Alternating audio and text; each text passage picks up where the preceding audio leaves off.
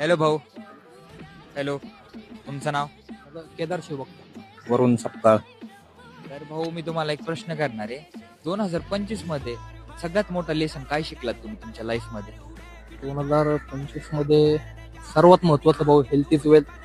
म्हणजे थोडं का होईना दिवसातून जो तुमचा टाइम असेल त्यातून जो टाइम आहे 1 तास तरी दिवसातला तो स्वतःच्या तब्येतीसाठी घालवा.